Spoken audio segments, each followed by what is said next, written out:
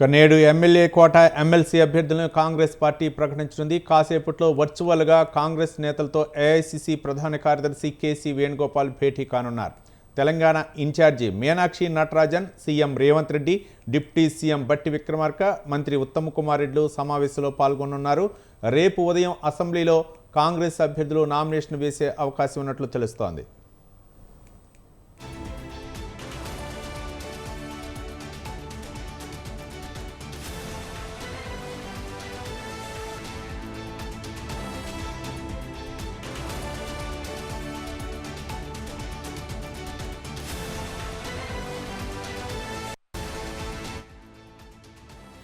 MLA కోట MLC అభ్యర్థులను Congress party ప్రకటించనుంది. కాసేపట్లో వర్చువల్గా కాంగ్రెస్ పార్టీ నేతలతో ఏఐసిసి ప్రధాన కార్యదర్శి కేసీ వేణుగోపాల్ భేటీ కానున్నారు. తెలంగాణ ఇన్ఛార్జి మీనాక్షి నటరాజన్, అలాగే CM Revanth Reddy, deputy CM Mallu బట్టి విక్రమార్క, మంత్రి ఉత్తమ్ కుమార్ రెడ్డి ఈ సమావేశంలో పాల్గొన్నారు.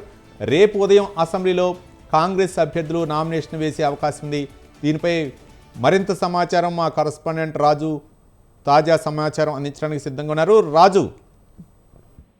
రైట్ రవి, ఎమ్మెల్సీ పదవులు ఎమ్మెల్యే సంఖ్యాపరంగా అధికార కాంగ్రెస్ పార్టీకి 4, ప్రతిపక్ష బీఆర్ఎస్ పార్టీకి 1 వచ్చేటటువంటి అవకాశం ఉంది. అయితే రేపు మధ్యాహ్నం 3 గంటలకు ఎమ్మెల్యే కోట ఎమ్మెల్సీ నామినేషన్ల గడువు ముగుస్తున్న నేపథ్యంలో ఇప్పటికే పెద్ద ఎత్తున భారీగా కాంగ్రెస్ పార్టీలో ఆశావాహులు ముమ్మర ప్రయత్నాలు చేస్తా ఉన్నారు ఈ ఎమ్మెల్సీ పదవి దక్కించుకునేందుకు. అయితే పార్టీ సామాజిక వర్గాల సమీకరణాల దృష్టిలో పెట్టుకొని ఇప్పటి వరకు ఏ సామాజిక వర్గానికి సంబంధించినటువంటి నేతలకు పదవులు కేటాయించలేదు.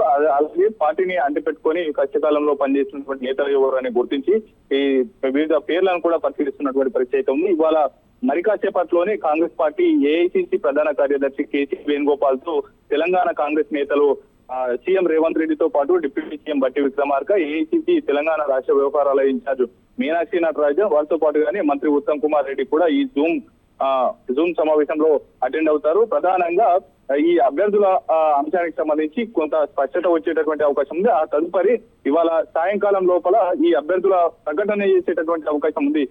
ముఖ్యంగా ఇప్పటి వరకు పెద్ద ఎత్తున ఆశావాహుల జాబితా కాంగ్రెస్ పార్టీ సిద్ధం చేసింది. అయితే ఇవాళ ఈ యొక్క సమావేశం అనంతరం కూడా ఈ ఏ సామాజిక వర్గాలకు ఎవరెవరికి ఈ యొక్క ఎమ్మెల్సీ పదవులు దక్కపోతా ఉన్నాయి కాంగ్రెస్ పార్టీలో అనేది కూడా స్పష్టత వచ్చేటటువంటి అవకాశం అయితే కనిపిస్తా ఉంది. ఆ స్పష్టత అనంతరం రేపు ఉదయం అసెంబ్లీ వేదికగా ఈ యొక్క కాంగ్రెస్ పార్టీ ఎమ్మెల్యేలు నేరుగా ఈ నామినేషన్ కార్యక్రమంలో పార్టిసిపేట్ చేస్తారు. అయితే ఇప్పటి వరకు సామాజిక సమీకరణ దృష్టిలో పెట్టుకొని ఓసీ, ఎస్సీ, ఎస్టీ, బీసీ సామాజిక వర్గాలకు ఇందులో ఈ 4 ఎమ్మెల్సీ పదవులు దక్కేటటువంటి అవకాశం అయితే కనిపిస్తా ఉంది. ప్రధానంగా ఓసీ సామాజిక వర్గం నుంచి అటు సీఎం కి అత్యంత సన్నిహితుడు వేం నరేందర్ రెడ్డి పేరు వినిపిస్తా ఉంది. వారితో పాటు కానీ పారిజాత నరసింహారెడ్డి, సామా రామ్మోహన్ రెడ్డి, కుసుమ కుమార్, వారితో పాటు కానీ కాంగ్రెస్ పార్టీ సీనియర్ ఉపాధ్యక్షుడు కుమార్ రావు పేరును కూడా పరిశీలనలో ఉన్నట్టు తెలుస్తా ఉంది. బీసీ సామాజిక వర్గం నుంచి ఇరవర్తి అనిల్, కొనగల మహేష్, జేరిపాటి జైపాల్, గాలి అనిల్, చరణ్ కౌశిక్ యాదవ్ పేర్లను కూడా పరిశీలన ఇస్తున్నట్టు తెలుస్తా ఉంది. ఎస్సీ సామాజిక వర్గం నుంచి గత 2 ఎమ్మెల్యే గవర్నర్ కోట ఎమ్మెల్సీలకు సంబంధించి పెద్ద ఎత్తున అదంకి దయాకర్ పేరు ప్రస్తావనకు వచ్చింది. చివరి నిమిషంలో సమీకరణలు మారడంతో చేజారినటువంటి పరిస్థితి ఉంది. ఇప్పుడు దాదాపుగా అదంకి దయాకర్ పేరు మొదటి దఫాలో కనిపిస్తున్నటువంటి పరిస్థితి ఉంది. వారితో పాటు కానీ దుమ్మాట సాంబయ్యకు ఎమ్మెల్సీ పదవి కేటాయించాలి అనేటటువంటి డిమాండ్ ను కూడా వరంగల్ సంబంధించినటువంటి సీనియర్ నేతలు, అలాగే స్టేషన్ గర్పూర్ ఎమ్మెల్యే శ్రీహరి, వారితో పాటు కానీ ఎంపీలు, ఎమ్మెల్యేలు కూడా పిసిసి చీఫ్ ని, అలాగే మీనాక్షి నటరాజన్ ను గాంధీ భవన్ వేదికగా ఇటీవల కలిసినటువంటి పరిస్థితి ఉంది. వారితో పాటు కానీ పంచాయతీ సంఘటన చైర్మన్ గా ఉన్నటువంటి రాచమల్ల సిద్ధేశ్వర్ పేరు సైతం వినిపిస్తా ఉంది. మరోవైపు ఎస్టీ సామాజిక వర్గం నుంచి బెల్లయ్య నాయక్, రేఖ నాయక్, విజయబాయిల పేర్లు కూడా పరిశీలనలో ఉన్నట్టు తెలుస్తా ఉంది. ఏది ఏమైనప్పటికీ సామాజిక వర్గాల వారిగా ఈ యొక్క పేర్లను ఖరారు చేస్తే గనక దాదాపుగా ఇందులో ఉన్నటువంటి నేతలకు అవకాశం దక్కేటటువంటి అవకాశం ఉంది. దాంతో పాటుగానే ఇవాళ మరి కాసేపట్లోనే ఏఐసిసి ప్రధాన కార్యదర్శి కేసీ వేణుగోపాల్ తో జూమ్ సమావేశం అనంతరం కొంత స్పష్టత వచ్చేటటువంటి అవకాశం ఉంది. ఇప్పటికే దాదాపుగా కాంగ్రెస్ పార్టీ సీనియర్ నేతలకు అలాగే ఈ ఎమ్మెల్సీ ఆశావాహులకు పలువురికి సీఎం రేవంత్ రెడ్డి ఇండికేషన్ ఇచ్చినట్లు తెలుస్తా ఉంది. ఆ అనంతరం ఇప్పుడు రేపు ఉదయం 11 గంటల తర్వాత ఈ యొక్క నామినేషన్లు వేసేటటువంటి అవకాశం అయితే స్పష్టమవుతా ఉంది రవి. రైట్ రాజు, అంటే ఆశావాహులు ఎక్కువగా ఉన్నారు కానీ అక్కడ ఉన్న స్థానాలు మాత్రం తక్కువ. ఈ నేపథ్యంలో ఎవరిని ఎలా బుజ్జగించే అవకాశం ఉంది? ఒక పక్క మాత్రం రేవంత్ రెడ్డి కష్టపడ్డ వాళ్ళకే అవకాశం ఇస్తాము, పార్టీ జెండా మోసే వాళ్ళకని చెప్తున్నారు. మరోపక్క నటరాజన్ పదవి బాధ్యతలు స్వీకరించిన తర్వాత, ఇన్ఛార్జి పదవి బాధ్యతలు స్వీకరించిన తర్వాత ఆమె మార్క్ ఏమైనా కనపడే అవకాశాలు ఉన్నాయనుకోవచ్చా?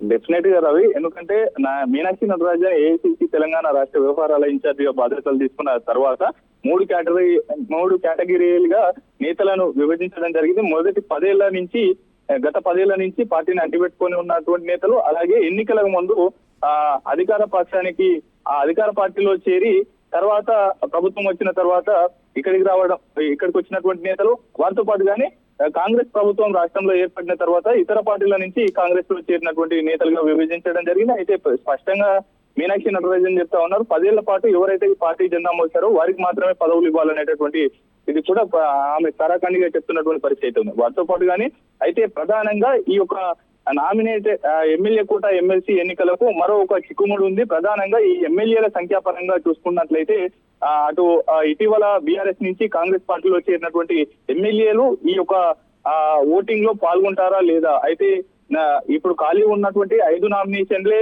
వస్తే గనక ఈ నామినేట్స్ గా ఏకగ్రీవంగా ఈ ఎమ్మెల్సీల ఎన్నిక జరిగిపోతుంది.